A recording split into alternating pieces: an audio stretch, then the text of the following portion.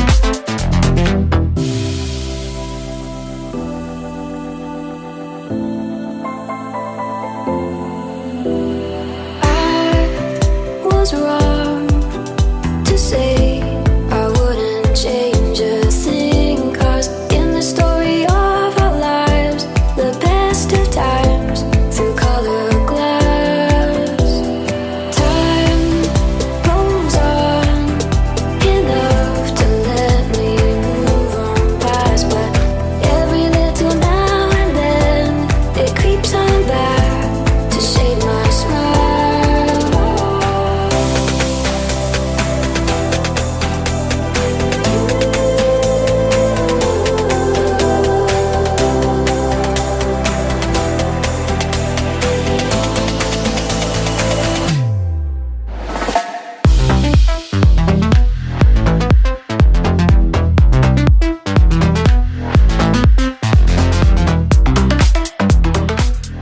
So that was it for today, guys. Thank you so much for watching. If you learned something from this video, make sure you give it a thumbs up, comment, and don't forget to subscribe.